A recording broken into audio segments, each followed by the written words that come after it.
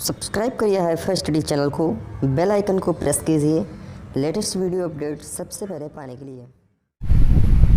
Hello friends, welcome back HiFi Study changing the way of education. Friends, आज जो हमारा topic है वो हम पढ़ने वाले हैं साइंस, और साइंस के अंतर्गत हम एक बहुत ही इंपॉर्टेंट और बहुत ही इंटरेस्टिंग टॉपिक को डिस्कस करने वाले हैं, जिसका नाम है रक्त परिसंचरण तंत्र। इससे बहुत ही ज़्यादा क्वेश्चन एग्जाम में उठते हैं और ऐसे क्वेश्चन एग्जाम में पूछ लिए जाते हैं जिसका हम कभी नाम ही नहीं सुने हुए होते हैं। तो ये टॉपिक यानी ये वीडियो पूरा देखने के बाद आपका इससे रिलेटेड कोई भी क्वेश्चन एग्जाम में छूटने वाला नहीं है। बस काम आपको एक करना है कि वीडियो लेक्चर को अंत तक देखना है, और गारंटी दे रहे हैं कि अगर आपने ये वीडियो लेक्चर पूरा अटेंड कर लिया तो इससे रिलेटेड कोई भी क्वेश्चन, चाहे आप डीएलएड की बात कर लो, चाहे टेट सुपर टेट, किसी भी एग्जाम में जो भी क्वेश्चन इस टॉपिक से पूछा जाएगा वो कभी भी आप छोड़कर नहीं आओगे। ठीक है ना। अब चलिए स्टार्ट करते हैं टॉपिक को, लेकिन उससे पहले आप एक काम करिए, जितने भी मेरे साथी वीडियो को देख रहे हैं वो वीडियो को एक बार लाइक कर दें और ज़्यादा से ज़्यादा वीडियो को शेयर कर दें, देखिए ये टॉपिक कोई भी मिस ना कर पाए। ठीक है ना मेरे दोस्त। चलिए फिर स्टार्ट करते हैं। देखिए, रक्त परिसंचरण तंत्र, आपको पता है हमारे शरीर में रक्त कोशिकाएं हैं, बहुत सी रक्त कोशिकाएं। तो आज हम लोग बात करेंगे ब्लड। ये मेरा रक्त होता क्या है और ये किस चीज़ से मिलकर बना होता है, इसका हमारे शरीर में क्या उपयोग होता है, इसकी खोज किसने किया है, कहाँ पर ये शुद्ध बहता है, कहाँ पर ये अशुद्ध बहता है, इसका पीएच मान कैसा होता है, ये सब चीज़ें हम लोग डिस्कस करने वाले हैं। और साथ में ये भी डिस्कस करेंगे कि इससे रिलेटेड क्वेश्चन किस टाइप से एग्जाम में हमको देखने को मिलता है। क्लियर है ना। तो सबसे पहले मैं जो बात करूँगा वो बात करूँगा रक्त संगठन। सबसे पहले मैं बात करूंगा रक्त संगठन। ये संगठन क्या होता है, रक्त का संगठन क्या होता है। देखिए, पढ़ने जब कोई चीज़ हमको पढ़ना होता है तो सबसे पहले हमको पता होना चाहिए हमारा संगठन होता क्या है, कितने चीज़ से मिलकर बना होता। तो जो तुम्हारा रक्त है भाई, जो तुम्हारा रक्त है, यह एक संयोजी ऊतक है। यह एक संयोजी ऊतक है। संयोजी का मतलब जानते हो, ये कई ऊतकों से मिलकर बना है। कौन सा? तुम्हारा रक्त। याद रखना, रक्त क्या है, तो रक्त एक संयोजी ऊतक है। स्वस्थ मनुष्य में, स्वस्थ जो मनुष्य होता है, स्वस्थ मनुष्य में ये 5 से 6 लीटर पाया जाता है। स्वस्थ मनुष्य में 5 से 6 लीटर पाया जाता है। तो अब यहाँ से एक ही क्वेश्चन उठाता है पेपर में कि स्वस्थ मनुष्य में ब्लड कितना होता है, तो स्वस्थ मनुष्य में ब्लड 5 से 6 लीटर होता है। और एक और क्वेश्चन यहाँ से उठता है, कभी कभी पेपर में पूछ लिया जाता है कि रक्त का पीएच मान कितना होता है। तो रक्त का जो पीएच मान होता है वो पीएच मान होता है 7.4। रक्त का पीएच मान 7.4 होता है। देखिए, रक्त का पीएच मान होता है 7.4। रक्त का पीएच मान कितना होता है? 7.4। अच्छा, यहाँ से अगर रक्त का हम पीएच मान पता कर रहे हैं, समझ रहे हैं, तो हमको एक और प्रश्न याद होना चाहिए। वैसे ये इसके अंतर्गत नहीं आता, बट ये इंपॉर्टेंट है तो मैं बताया दे रहा हूँ। जो आपके आंसू होते हैं, आंसू का पीएच मान भी होता है आपका 7.4। आंसू का पीएच मान भी आपका होता है 7.4। ठीक है ना। तो ये चीज़ याद रखना। ये दो क्वेश्चन है, ये आईएमपी क्वेश्चन है, ये कभी कभी पेपर में पूछ लेता है, तो आप लोग कंफ्यूज हो जाते हैं कि क्या इसका है क्या इसका है। तो कंफ्यूज मत होना, दोनों इक्वल होते हैं, दोनों सेम होते हैं। 7.4 दोनों बराबर होते हैं। चीज़ें क्लियर हो रही हैं, इतना समझ गए। तो हमने क्या देखा, रक्त संगठन। रक्त क्या है, तो रक्त एक संयोजी ऊतक है, मतलब कनेक्टिव इश्यू है। ऊतक को इंग्लिश में इश्यू कहते हैं, तो कनेक्टिव इश्यूज है। और दूसरा पॉइंट है कि स्वस्थ मनुष्य में इसकी संख्या 5 से 6 लीटर होती है। रक्त का पीएच मान 7.4 तथा आंसू का भी पीएच मान 7.4 होता है। चीज़ें क्लियर है। अब एक मैं बात करूं कि रक्त, जब हम ब्लड पढ़ रहे हैं तो इसकी खोज किसने की है। तो रक्त की जो तुम्हारी खोज किए थे, रक्त की खोज भैया किए थे आपके विलियम हार्वे ने। किसने किया था? विलियम हार्वे ने। तो ये इंपॉर्टेंट पॉइंट है, ये याद रखना। रक्त की खोज विलियम हार्वे ने किया था। अच्छा, अब रक्त की खोज हो गई। अब आपको पता है रक्त के कुछ समूह भी होते हैं, ए बी सी, ऐसे कुछ ओ, कुछ ब्लड ग्रुप होते हैं, कुछ समूह होते हैं। तो उसकी खोज भी किसी ने किया है। अगर रक्त की खोज विलियम हार्वे ने कर दिया है तो रक्त समूह की खोज किसने किया है। तो याद रखना, यहाँ बहुत ज़्यादा कन्फ्यूज़न रहता है। तो रक्त के समूह की जो खोज की थी, या ब्लड ग्रुप जिसको बोलते हैं, रक्त के समूह की खोज जो की थी, खोजकर्ता वो है कार्ल लैंड स्टीनर। ठीक है ना, याद रखना। ये इंपॉर्टेंट क्वेश्चन है। ये क्वेश्चन पिछली बार टेट में पूछा भी गया था। ये क्वेश्चन पिछली बार पूछा भी गया था, वहाँ से बहुत मेरे साथी गलत किए थे कि रक्त के समूह का जो खोज करता है उन्होंने विलियम हार्वे को लिख दिया था, बट ये गलत है। जो विलियम हार्वे हैं इन्होंने रक्त की खोज किया था, लेकिन जो रक्त के समूह की खोज किए थे वो किए थे कार्ल लैंडस्टीनर। तो इंपॉर्टेंट है, ये भी पॉइंट आप लोग क्या करिए साथ में लिखते चलिए। मैं थोड़ा साइड भी हो जा रहा हूँ कि रक्त की खोज विलियम हार्वे ने किया था, रक्त के समूह की खोज कार्ल लैंडस्टीनर ने किया था। अब आप ये ना समझना कि सर हम डीएलएड पढ़ रहे हैं तो ये इंपॉर्टेंट नहीं है इंपॉर्टेंट। आपके साइंस में का ही ये टॉपिक है, ये आपके साइंस का ही टॉपिक है। आपके साइंस में पाचन तंत्र, श्वसन तंत्र यानी कि डाइजेस्टिव सिस्टम और उत्सर्जन तंत्र, रक्त परिसंचरण तंत्र, ये सभी तंत्र आपको पढ़ना, जिसमें से एक तंत्र तो मैंने आपको पढ़ा दिया है, जिसको हमने पहली क्लास में आपको जीवन की मौलिक इकाई यानी कि कोशिका के बारे में मैं आपको ऑलरेडी पढ़ा चुका हूँ। ये आपकी सेकंड टॉपिक है जो कि है आपका रक्त परिसंचरण तंत्र। तो क्लियर है इतना। अब चलिए बात करते हैं कि रक्त हमारा बना कैसे है और इसकी संरचना कैसे हुई है। तो आप लोग इतना जल्दी से नोट कर लीजिए, फिर देखते हैं रक्त हमारा कैसे बना है। चलिए अब हम बात करेंगे कि रक्त, इतना समझ गए ना, अब बात करेंगे रक्त हमारा कैसे बना है।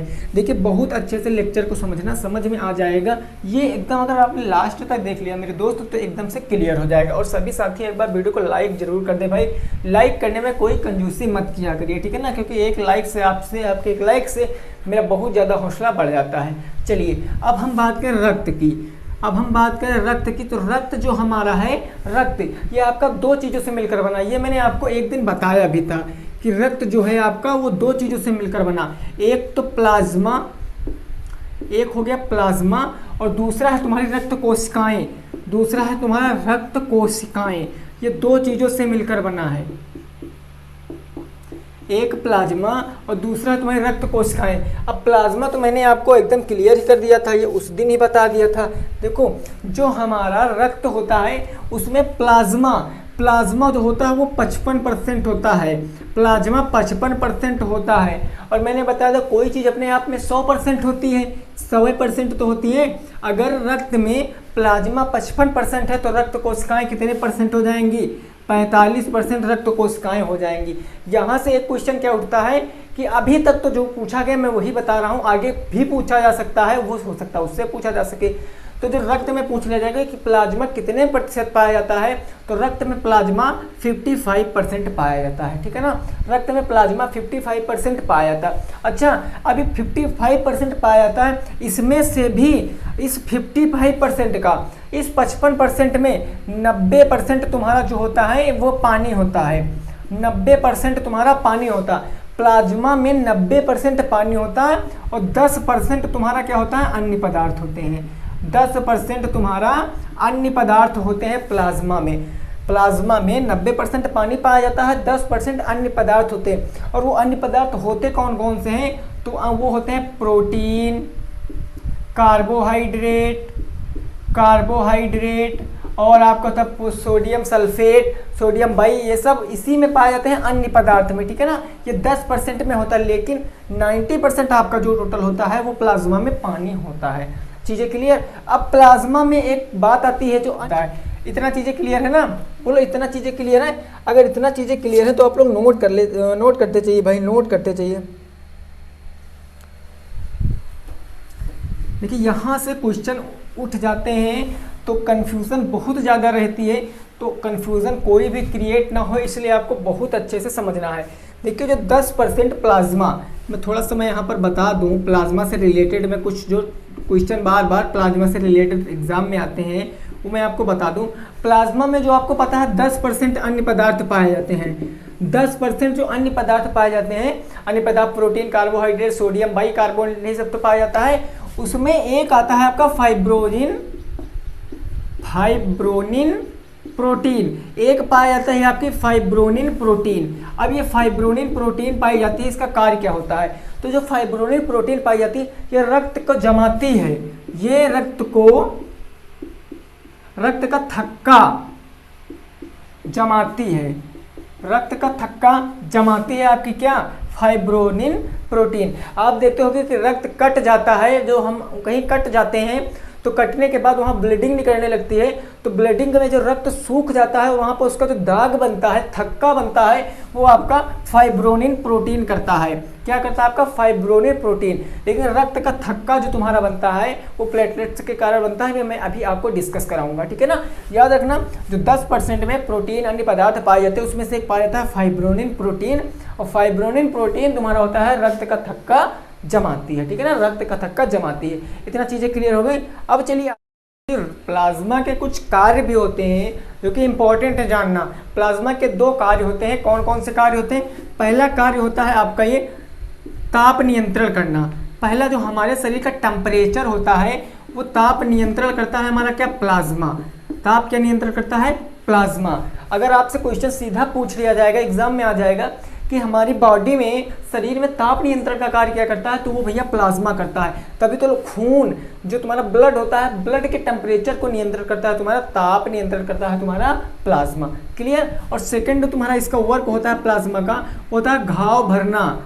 घाव भरने का काम जो होता है तुम्हारा वो प्लाज्मा का होता है। आप लोग देखोगे कहीं कहीं जब चोट लग जाती है तो वहाँ पर गहरा घाव या हल्का सा घाव हो जाता है, तो उसको जो भरने का कार्य होता है वो प्लाज्मा का होता है, वो प्लाज्मा का होता है। और यहाँ जो घाव भरने से रिलेटेड है, ये क्वेश्चन पिछली बार लगभग में यूपीपी में जो पेपर हुआ था उसमें ये क्वेश्चन आया था कि क्या, कि जो हमारा घाव कहीं कहीं कट जाते हैं तो घाव भरने में क्या चीज़ आवश्यक होती है, तो घाव भरने में प्लाज्मा आवश्यक होता है, ठीक है ना, घाव भरने में प्लाज्मा आवश्यक होता है। तो प्लाज्मा से रिलेटेड बस कुछ पॉइंट थे जो मैंने आपको बता दिया। अब असली टॉपिक पे आते हैं इसके, जो कि बहुत ज़्यादा इंपॉर्टेंट है, जहाँ से बहुत क्वेश्चन उठते हैं। असली टॉपिक मेरा क्या हो जाएगा कि रक्त कोशिकाएं। रक्त कोशिकाओं से बहुत ज़्यादा क्वेश्चन पेपर में देखने को मिलते हैं, ठीक है ना। किसकी? रक्त कोशिकाओं से। रक्त कोशिकाओं से इससे बहुत ज़्यादा क्वेश्चन पेपर में उठते हैं रक्त कोशिकाओं से। तो रक्त कोशिकाएं जो तुम्हारे होती हैं इसको 3 कैटेगरी में डिवाइड किया गया है। ये 3 प्रकार की होती हैं रक्त कोशिकाएं। एक होती हैं आपकी आरबीसी, एक होती है आपकी डब्ल्यूबीसी, और एक आती है आपकी प्लेटलेट्स। एक आती है आपकी प्लेटलेट्स, ठीक है ना। ये होती है आरबीसी, डब्ल्यूबीसी, प्लेटलेट्स। आरबीसी का मतलब होता है रेड ब्लड सेल्स, यानी कि लाल रक्त कणिका। क्या होता है? लाल रक्त कणिका, red blood cells. Full name भी याद रखना, रेड ब्लड सेल्स। और डब्ल्यू से होता है आपका श्वेत रक्त कणिका, यानी व्हाइट ब्लड सेल्स। श्वेत रक्त कणिका, श्वेत रक्त कणिका यानी कि व्हाइट ब्लड सेल्स। और प्लेटलेट्स तो प्लेटलेट्स ही होती है, ठीक है ना, समझ गए। अब देखिए, अब यहाँ से एक तो क्वेश्चन ऐसे पूछ लिया था कि इसका सीक्वेंस क्या है, इसका क्रम क्या है, ये हमारे जो रक्त में है इन किस क्रम में होती हैं। तो ये भैया आपकी होती हैं, ये आपकी होती हैं। सबसे पहले तो आपकी आ जाती है आरबीसी। सबसे पहले तो आपकी आ जाती है आरबीसी। अगर सबसे ज़्यादा शरीर में बात करें तो सबसे ज़्यादा शरीर में आरबीसी होता है, ठीक है ना। हमारे ब्लड में सबसे ज़्यादा आरबीसी होता है। उसके बाद आपका आ जाता है प्लेटलेट्स, उसके बाद प्लेटलेट्स, और सबसे लास्ट में आपका आता है डब्ल्यूबीसी। क्या आता है? डब्ल्यूबीसी। अब ये क्वेश्चन एग्जाम में लगभग में पूछा जाता है। अगर ब्लड से कोई टॉपिक उठाते हैं, कोई क्वेश्चन बनाते हैं, तो ये क्वेश्चन श्योर है वहाँ पर आएगा। आपको 4 ऑप्शन दे देगा कि ब्लड में जो कोशिकाओं का सीक्वेंस कैसा है, तो 4 ऑप्शन दे देगा ऐसे करके। तो याद रखना, सबसे बड़ा होता है आरबीसी, क्योंकि इधर का मुंह खुला तो ये बड़ा। उसके बाद ये छोटा होता है इससे प्लेटलेट्स, और प्लेटलेट्स बड़ा किससे होता है? डब्ल्यूबीसी। डब्ल्यूबीसी सबसे कम होता है शरीर में और आरबीसी सबसे ज़्यादा होता है, जबकि प्लेटलेट से बिल्कुल मिडिल में होता है, यानी मध्य में होता है। समझ गए इतना? ये क्वेश्चन इंपॉर्टेंट है भाई मेरे, ये क्वेश्चन आप नोट कर लीजिए। सीक्वेंस यही होता है। अब हम एक एक सेल्स को लेकर बहुत अच्छे से क्लियर करेंगे और देखेंगे कि यहाँ से कैसे कैसे क्वेश्चन उठते हैं। सबसे पहले बात करेंगे हम लोग आरबीसी। किसकी बात करेंगे? आरबीसी की, यानी कि रेड ब्लड सेल्स की। रेड ब्लड सेल्स की बात करें। अब हम आ चुके हैं अपने एक इम्पॉर्टेंट टॉपिक की तरफ, जो कि है मेरा लाल रक्त कणिकाएं।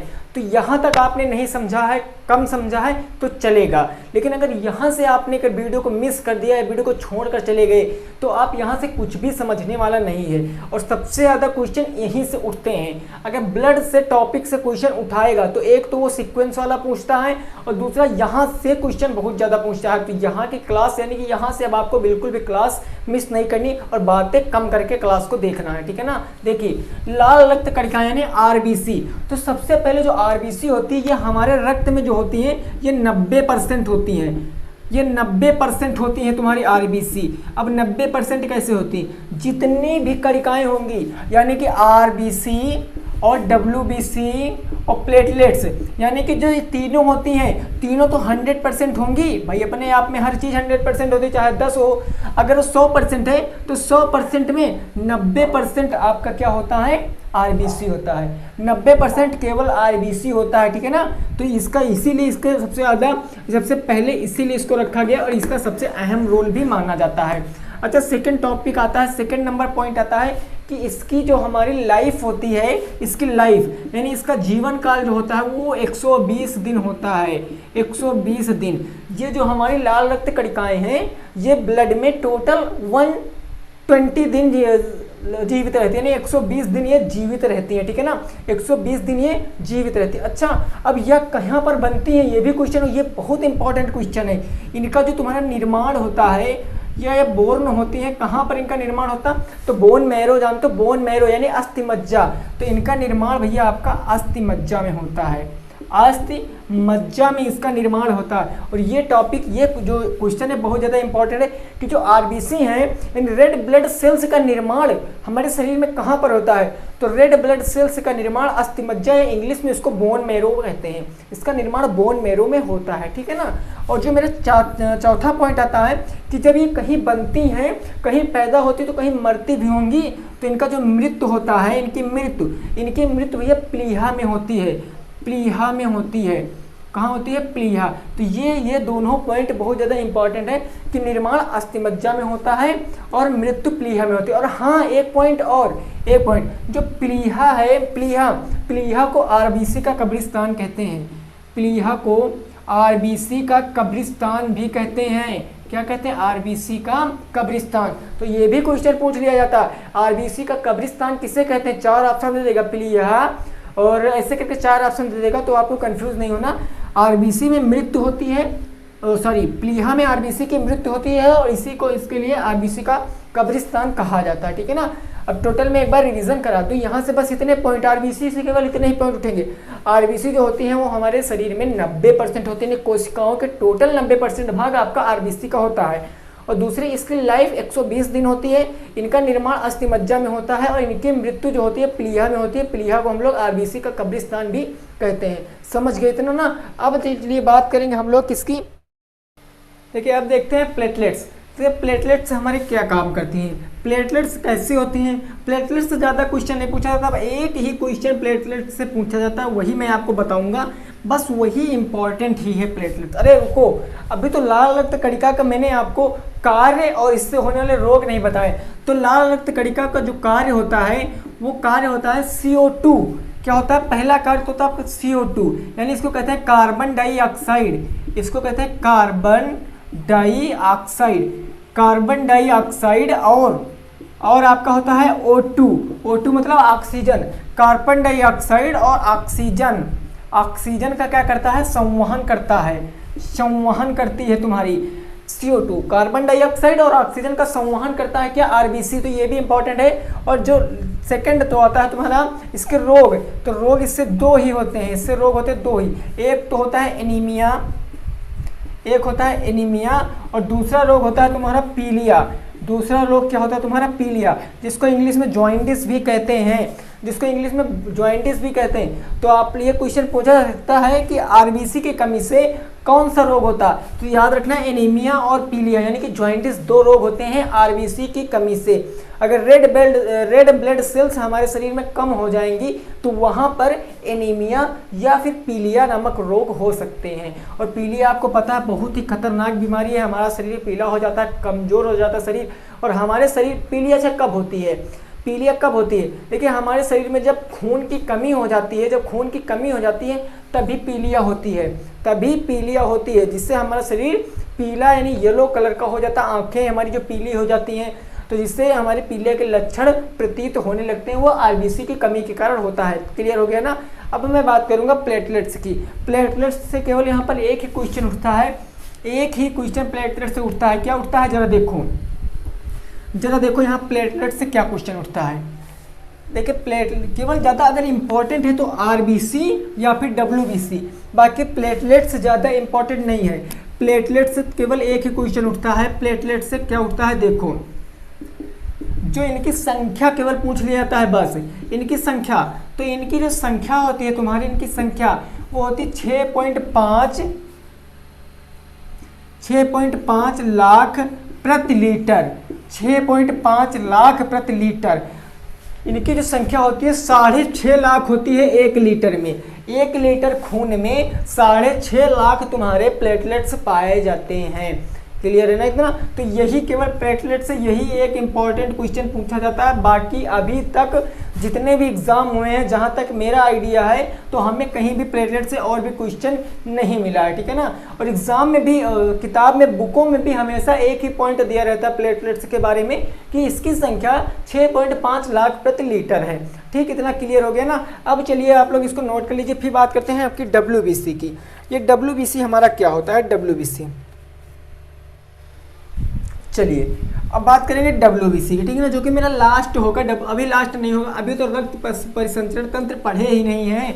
अभी तो रक्त परिसंचरण, रक्त कैसे हमारे शरीर में वर्क करता है, कहाँ से जाता है, ये सब तो मैंने अभी तक पढ़ा ही नहीं है, ठीक है ना। तो अब हम लोग बात करेंगे WBC की। किसकी बात करेंगे भैया, तो WBC की मेरे दोस्त बात करेंगे, जिसको हम लोग श्वेत रक्त कणिका कहते हैं। श्वेत रक्त कणिका कहते हैं, यानी कि WBC कहते हैं, कोशिका कहते हैं, ठीक है ना, कोशिका कहते हैं। देखो अब जो WBC होती है, ये क्या होती है, हमारी संख्या में क्या होता है, सबसे कम होती हैं।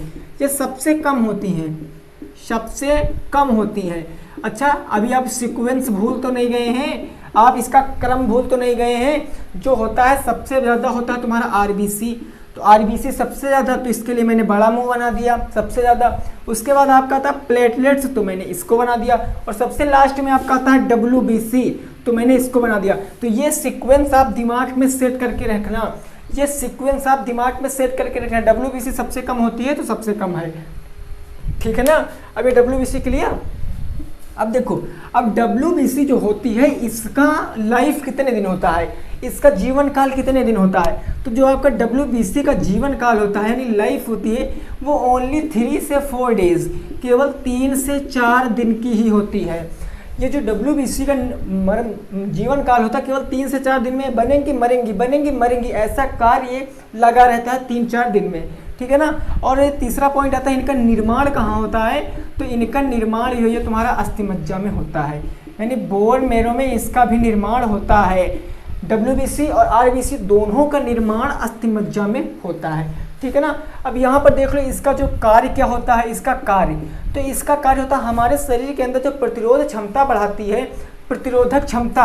अब प्रतिरोधक क्षमता आपको पता है, प्रतिरोधक क्षमता, ये प्रतिरोधक क्षमता बढ़ाती हैं। क्या बढ़ाती हैं, प्रतिरोधक क्षमता बढ़ाती हैं।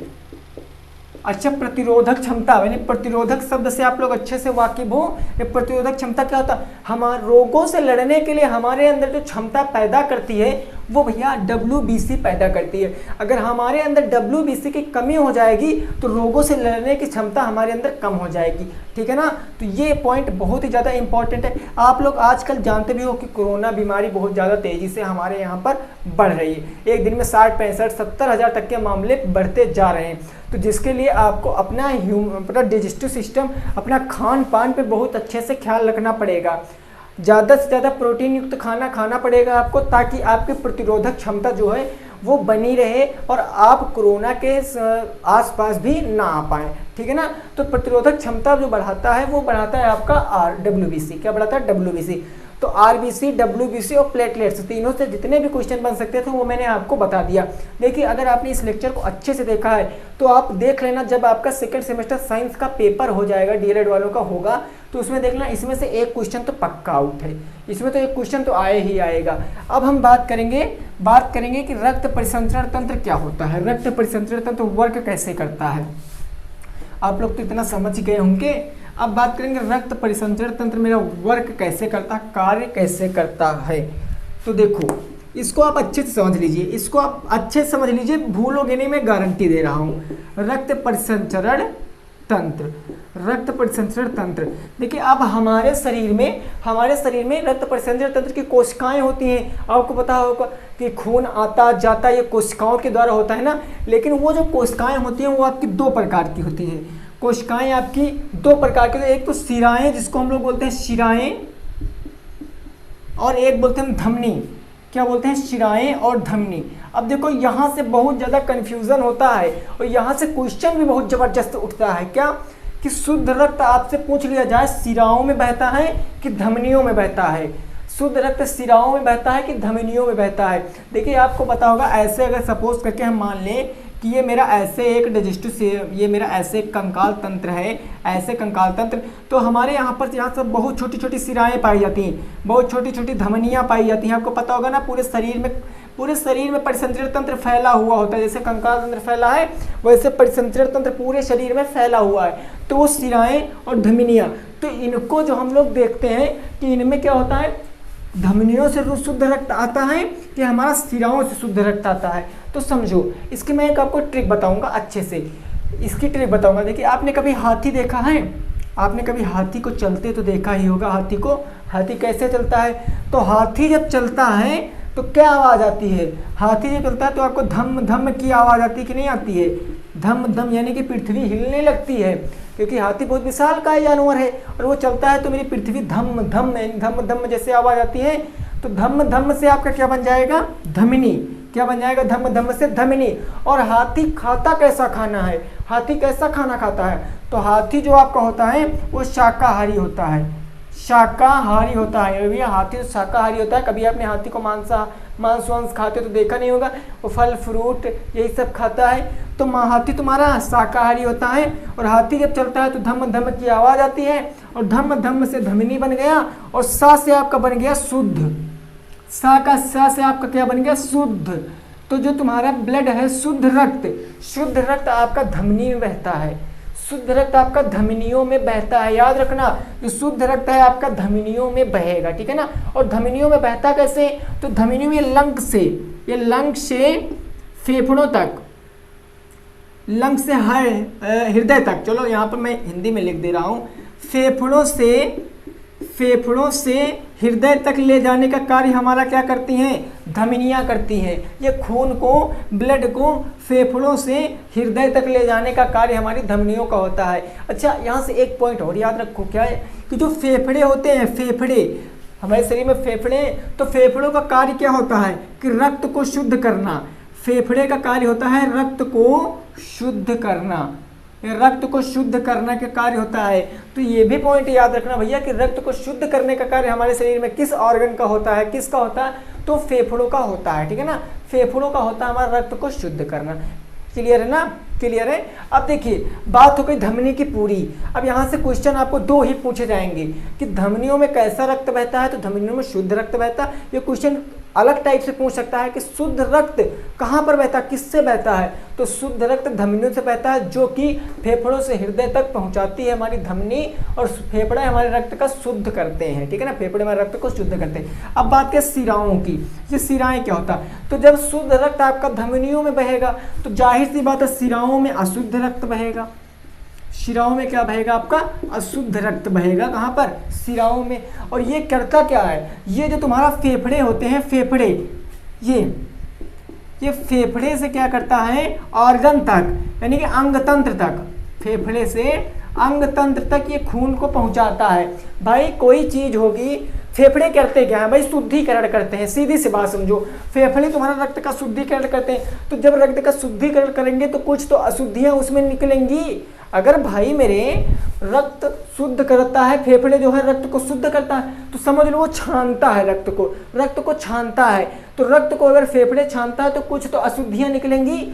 उन्हीं अशुद्धियों को क्या करता है हमारा, ये हमारी शिराएं क्या करती है? उसी अशुद्धियों को फेफड़ों से ऑर्गन तक, यानी अंग तंत्र तक पहुंचाने का कार्य शिराओं का होता है, ठीक है ना।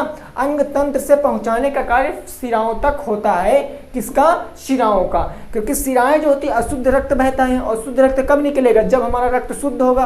और रक्त को शुद्ध कौन करता है? फेफड़े करते हैं। तभी तो यहाँ अशुद्ध रक्त फेफड़ों से अंग तंत्र तक पहुंचाने का कार्य किसका होता है?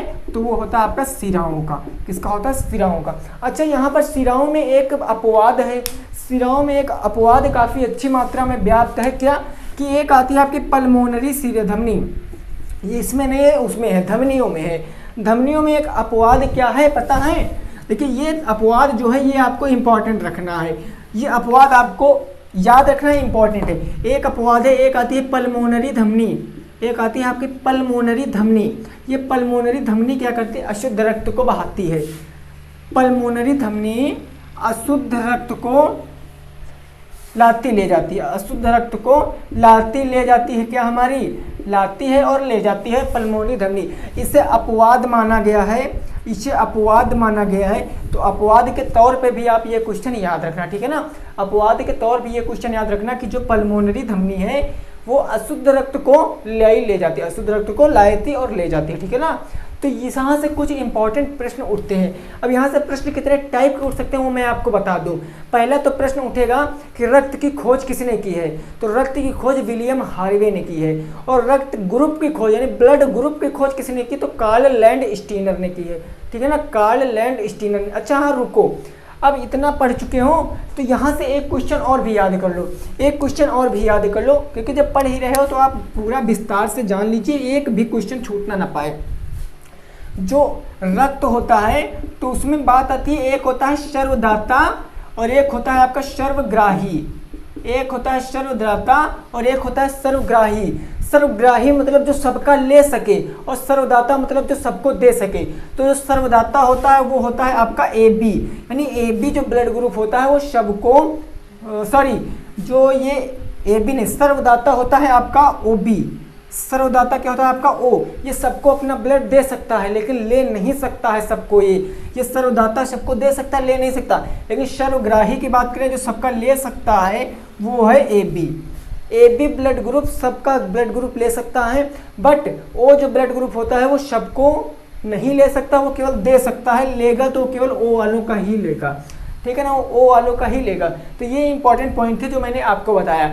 आज की वीडियो मैंने कुछ एक इंपॉर्टेंट टॉपिक को बहुत अच्छे अंदाज में डिस्कस किया है। तो अगर आपको वीडियो अच्छी लगी तो वीडियो लाइक कर देना। और अगर इससे रिलेटेड आपको कोई भी डाउट है, इससे रिलेटेड अगर आपका कोई भी डाउट है तो आप श्योर कमेंट में पूछ सकते हैं, उसमें कोई दिक्कत नहीं, आपके कमेंट का रिप्लाई किया जाएगा। तो आई होप कि आपको समझ में आया होगा। अगर समझ में आया है तो वीडियो कर देना लाइक, साथ में चैनल पहली बार है तो चैनल को देना सब्सक्राइब। मिलते हैं नेक्स्ट वीडियो के साथ, तब तक जय हिंद, जय भारत और वंदे मातरम।